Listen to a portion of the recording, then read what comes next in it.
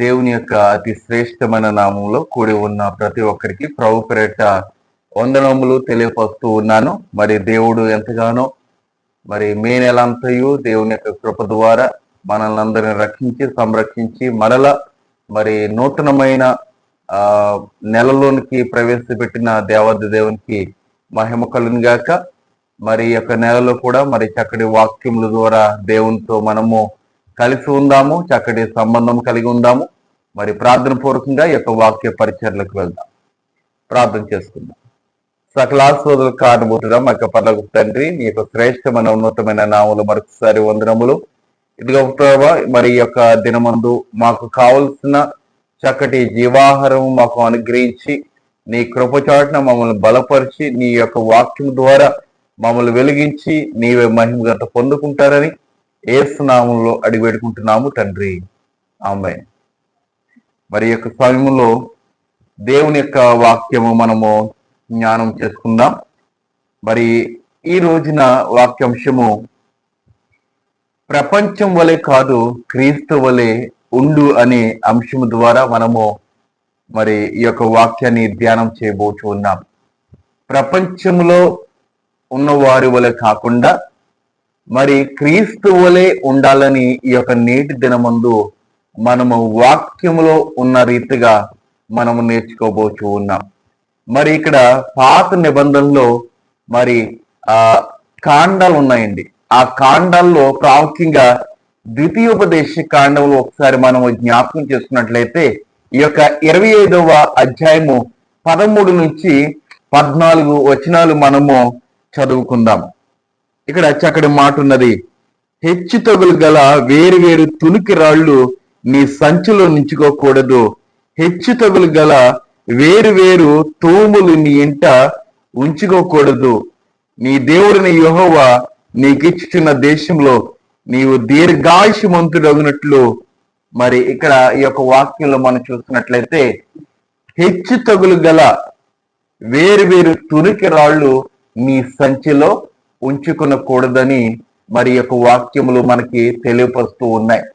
ఈ యొక్క తునికి రాళ్ళు మనము చూసుకున్నట్లయితే ఈ యొక్క వాక్యము వ్యాపారం గురించి మాట్లాడుచూ ఉన్నది.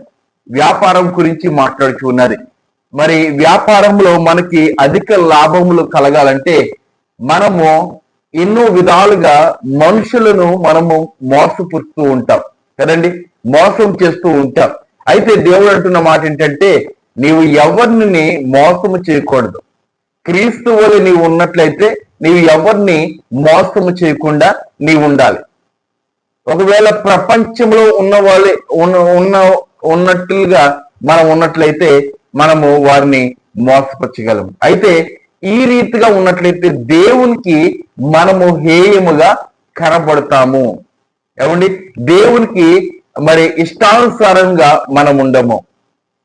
మనం అన్యాయముగా మనం సంపాదించుకున్న, అన్యాయము చేస్తున్న అది మనకు మన యొక్క జీవితంలో వేరొక వ్యక్తి మన యొక్క జీవితంలోకి వచ్చి అన్యాయం చేసే రీతిగా కూడా ఉండొచ్చు.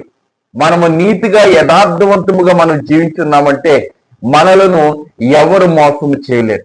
ఒకవేళ మనము అన్యాయముగా మనం జీవించి ఉన్నామంటే ఆ యొక్క అన్యాయపు ఆ యొక్క డబ్బు కొరకు, లేదంటే ఆ పరపతి కొరకు, భాగ్యముల కొరకు మనము అన్యాయంగా జీవించినట్లయితే మనము ఆ తదుపరి జీవితంలో నాశనం అయిపోయే క్రమంలోనికి మనము వెళ్ళిపోయే అవకాశం ఉంటుంది. అందుకని క్రైస్తవులు ఎప్పుడునూ ఈ యొక్క లోకానికి వేరుగా మనము కనపడాలి. వేరుగా అంటే క్రైస్తవులు ఏమండి, దేవుని యొక్క స్వరూపము కలిగిన వారు, దేవుని యొక్క స్వరూపము కలిగిన వారు, దేవునితోటి నిత్యము మాట్లాడేవారు. వారు ఏ రీతిగా ఉండాలంటే అన్యాయము చేయకూడదు. అటు బిజినెస్ విషయంలోనైనా, వ్యాపార విషయంలోనైనా, మాట విషయంలోనైనా, ఏ విషయంలోనైనానో అన్యాయము చేయకూడదని ప్రభు ఈ యొక్క ద్వితీయోపదేశ కాండంలో మాట్లాడుతూ ఉన్నాడు. వేరొక రాళ్ళు నీ యొక్క సంచిలో ఉండకూడదు. మరొక మాటలు మనం చూసుకున్నట్లయితే ఒక వ్యక్తికి మనం మాట ఇచ్చి మాటను మనం మార్చకూడదు. ఏమండి, మనము ఒక వ్యక్తికి మాట ఇచ్చి ఇది చేస్తాను, నా మీద నమ్మకం ఉంచు అని చెప్పి మరలా ఆ మాటను మార్చుకోకూడదు. ఏమండి, వారికి సహాయం చేసే రీతిగా మనం ఉండాలి. దేవునికి స్తోత్రము కలుగును గాక. ఏమండి, అయితే ప్రియమిత్రులారా, ఇక్కడ 13వ వచనంలో హెచ్చు తగులు గల వేరు వేరు తునికి రాళ్ళు నీ సంచిలో నించుకొనకూడదు.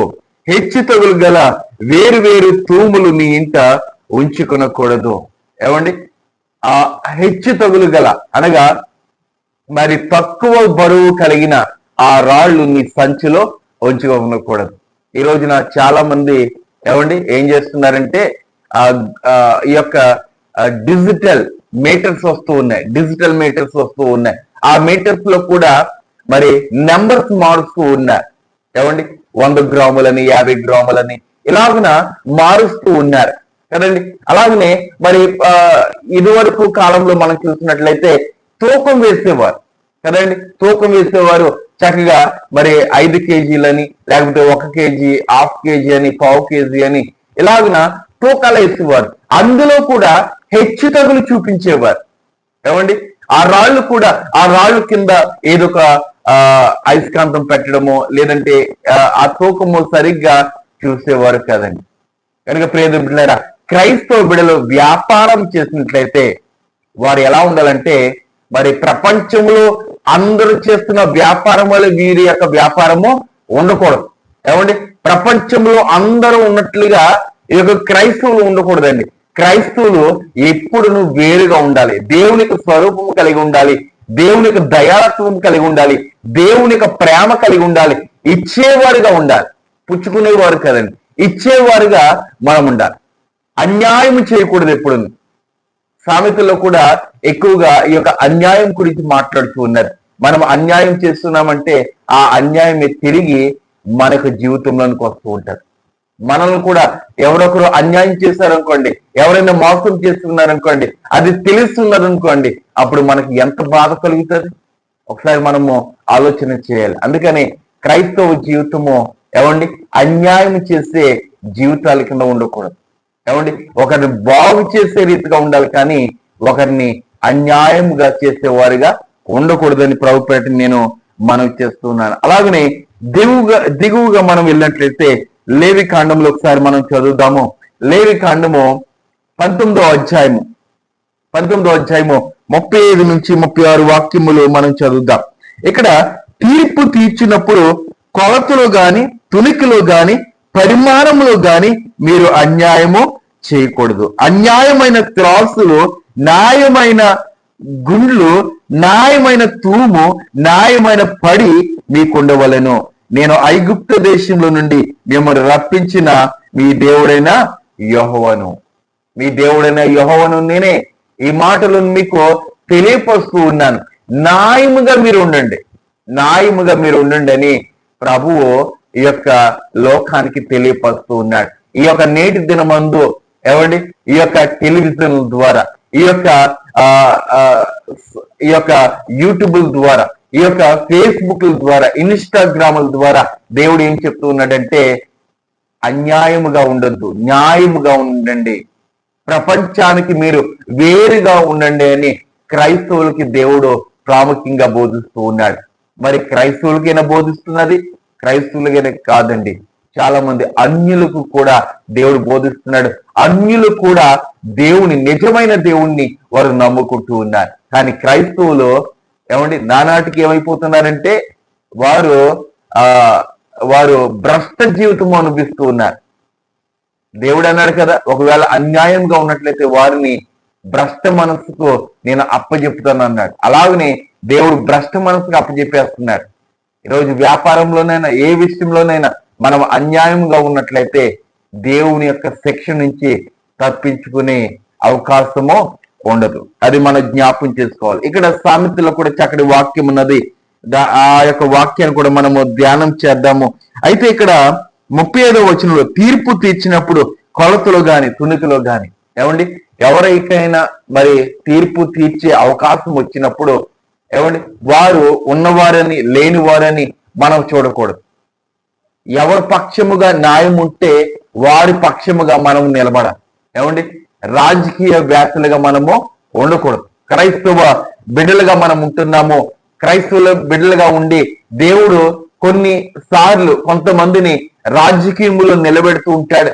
కొన్ని విషయాల్లో దేవుడు ఉన్నతమైన స్థాయిలో నిలబెడుతూ ఉంటాడు. వారు ఎలా ఉండాలంటే అన్యాయం చేయకూడదు, న్యాయముగా ఉండాలి. ఎందుకంటే అంతవరకు ఆ యొక్క స్టెప్ వరకు వెళ్ళి ఉన్నామంటే, ఆ స్థాయిలోకి మీరు వెళ్ళి ఉన్నారంటే అదంతా దేవుని యొక్క కృప. ఏమండి, నీకు జ్ఞానము కాదు, నీ డబ్బు కాదు, నీ యొక్క పరపతి కాదు, నీకున్న బంగ్లాలు కాదు, నీకున్న ఆస్తి ద్వారా కాదు, దేవుని యొక్క నిర్ణయం చెప్పున ఆ స్థానానికి వెళ్ళి ఉన్నావు. కాబట్టి నీవు ఎలా ఉండాలంటే న్యాయం వైపు ఉండాలి, అన్యాయం వైపు కాదు. న్యాయం వైపు ఉన్నట్లయితే దేవుడు నీకు కూడా న్యాయము తీరుస్తాడు. ఒక మాట ఉన్నది కదండి, ఒకవేళ మీరు ఇతరులను కనికరించినట్లయితే దేవుడు మనలను కనికరిస్తాడు. ఒకవేళ ఇతరుల మీద మనము దయ చూపించినట్లయితే మన మీద దేవుడు దయ చూపిస్తాడు. ఒకవేళ ఇతరుల మీద మనము ప్రేమ చూపించినట్లయితే దేవుడు మన మీద కూడా ఆయన ప్రేమ చూపించడానికి ఆయన సిద్ధముగా ఉన్నాడు. ఒకవేళ అన్యాయము మనము ఇతరులకు చేసినట్లయితే మనకు కూడా దేవుడు అన్యాయం చేస్తాడు. జ్ఞాపకం చేసుకోండి, ఈ వాక్యములో ఎవరిని కించపరిచే రీతిగా కాదు, దేవుని యొక్క గ్రంథంలో, ఈ యొక్క పరిశుద్ధ గ్రంథంలో ఉన్నట్లుగా మరి మనం బోధించుకుంటూ ఉన్నాం, ఉన్నట్లుగా వివరణ చేసుకుంటున్నాము. ఈ యొక్క వివరణలో, ఈ యొక్క భాగంలో, ఈ యొక్క పరిశుద్ధ గ్రంథ లేఖనాల్లో మీరు కూడా పాలభగస్తులై ఉండాలి, మరి న్యాయముగా ఉండాలని ప్రభుపేట మిమ్మలను నేను బ్రతిమాలుకుంటూ ఉన్నాను. ఇక్కడ సామెతలు మనం చూసుకున్నట్లయితే 11వ అధ్యాయము మరి మొదటి వచనం ఒకసారి మనము పరిశీలన చేద్దాం. దొంగ త్రాసు యెహోవాకు హేయము, సరి అయిన గుండు ఆయనకి ఇష్టము. దేవునికి మహిమ కలుగును గాక. దొంగ త్రాసు యెహోవాకు హేయము. ఈ నేటి దినాల్లో త్రాసులు లేవు కదండి, ఎక్కువగా డిజిటల్ మీటర్స్ వస్తూ ఉన్నాయి. అయితే ఆ డిజిటల్ మీటర్స్ గురించి కూడా దేవుడు మాట్లాడుతూ ఉన్నాడు. నీ వ్యాపారంలో అవి యూజ్ చేస్తున్నావా? అయితే అవి ఏ క్రమంలో ఉండాలో ఆ క్రమంలో మీరు పెట్టి అన్యాయముగా ఆ డబ్బు సంపాదించకుండా న్యాయముగా సంపాదిస్తూ, ఏమండి, అన్యాయం చేయకపోతే డబ్బు ఎలా వస్తుందండి అయ్యగారు అంటారు చాలా మంది కదండి. అన్యాయం చేయాలి, లేకపోతే మేము బ్రతకలేమండి. అన్యాయము చేయలేని వారు ఎవరున్నారు ఈ యొక్క లోకంలో? చాలా మంది అన్యాయం చేస్తూ ఉన్నారు. వారు బంగ్లాలు కట్టుకుంటున్నారు, వారు ఆస్తిని సంపాదించుకుంటూ ఉన్నారు, వారి యొక్క పిల్లలను మంచి మంచి స్కూల్లో మరి చేర్పిస్తున్నారు, వారు అన్యాయం చేస్తున్నారు, వారు ఎదుగుచూ ఉన్నారని చాలా మంది చెప్తూ ఉంటారు. కానీ ఆ అన్యాయపు డబ్బు ఎక్కడికి వెళ్తుందో తెలుసండి? హాస్పిటల్ పాలైపోతారు. ఏమండి, ఒకరిని అన్యాయం చేస్తున్నాం అనుకోండి, వారు మనల్ని దీవిస్తారా? ఏమండి, ఎక్కువ డబ్బు ఒక వ్యక్తి దగ్గర తీసేస్తున్నాం అనుకోండి, అతను ఏమంటాడు? నీవు దీవించబడును గాక అని చెప్తాడా? లేదు.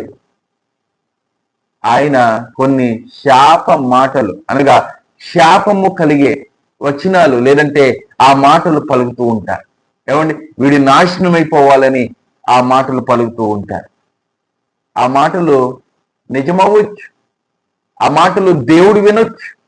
ఏమండి, చాలా మంది అనే మాట ఏంటంటే ఆ మాటలు దేవదూతలు విని తదాస్తు అంటాయంటారు. అవి ఏమి కాదు కానండి, అన్యాయం చేసినట్లయితే దేవుడు వింటాడు, దేవుడు వారి యొక్క మొరను ఆలకిస్తాడు.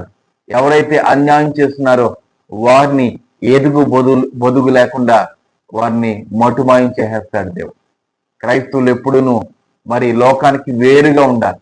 ఏమండి, క్రీస్తు వలె పోలి మనము నడుచుకోవాలని ప్రభు పేరట మీకు నేను తెలియజేస్తూ ఉన్నాను. ఇక్కడ దొంగ త్రాసు యెహోవాకు హేయము. దొంగ త్రాసు, అన్యాయము దేవునికి హేయముగా కనబడుచున్నది.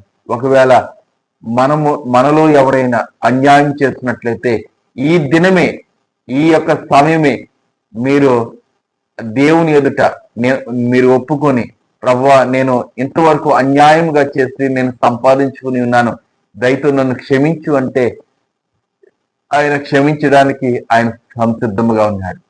మనం అడుగుదామా?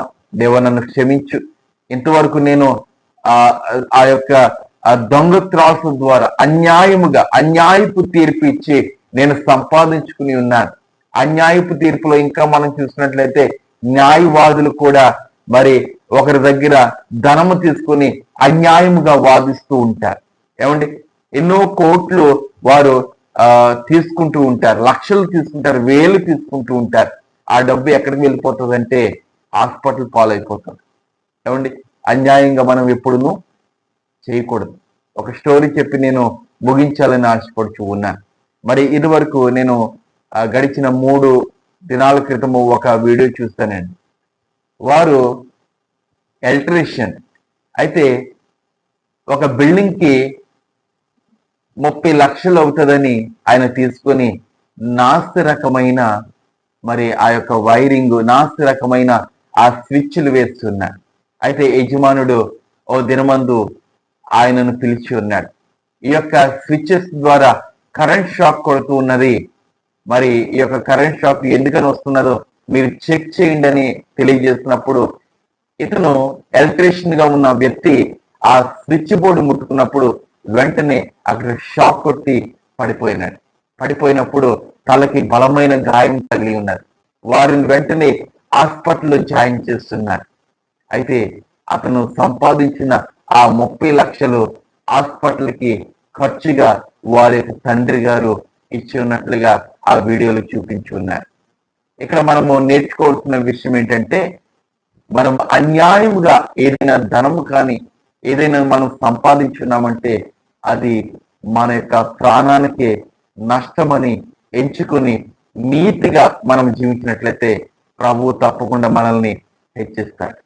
దేవుడికి స్తోత్రము కలిగాక ప్రార్థన చేసుకుని ఈ యొక్క వాక్య పరిచయం ముగించుకుందాం. పరిశుద్ధుల ప్రేమల తండ్రి, కృపల దేవేశానికి వందనాలు. ఇంతవరకు నీ యొక్క వాక్యం ద్వారా మా అందరితోటి సూటిగా తేటగా మీరు మాట్లాడినందుకు నీకు వందనాలు ప్రభువా. ఇదిగోనైనా అన్యాయముగా ఈ లోకంలో సంపాదించక ప్రభు న్యాయముగా బ్రతకడానికి మాకు సహాయం చేయండి. న్యాయంగా బ్రతుకుతున్నప్పుడు ఎంతో మంది మమ్మల్ని హేళన చేస్తున్న, అపహాసించిన ప్రభువ ఆయనను కూడా మేము భరించడానికి మాకు చక్కటి ఓర్పును, సహనాన్ని మీరు మాకు అనుగ్రహిస్తున్నట్టు ఉన్నాం ప్రభువ. మా యొక్క మరణ ప్రయంతం వరకు న్యాయంగా బ్రతకడానికి మాకు శక్తిని దయచేయండి. ఇదిగో ప్రభు వాక్యం వింటున్న సహోదరులను మీరు దీవించండి, ఆశీర్వదించండి. ఎవరైతే ఈ యొక్క పరిచర్యలో ఈ యొక్క వాక్యములను ఇతరులకు చేరవేస్తున్నారో వారిని కూడా ప్రభు పేరిట మీరు దీవించి ఆశీర్వదించి మాకు కావలసిన ఇవులని మీరు అనుగ్రహిస్తున్నట్టు ఉన్నాం. ఈ వాక్య పరిచర్యలో, ఈ ప్రార్థనలో ఏకీభిస్తున్న ప్రతి కుటుంబాన్ని మీరు ఆశీర్వదిస్తారని, మా పాపములని మీరు క్షమిస్తారని యేసు నామములో ఈ యొక్క విన్నపములు అడిగి వేడుకుంటున్నాము తండ్రి. ఆమేన్, ఆమేన్. అందరికీ వందనాలు. శుభదినము. దేవుడు మిమ్మలను దీవించి ఆశీర్వదించిన గాక. ఆమేన్.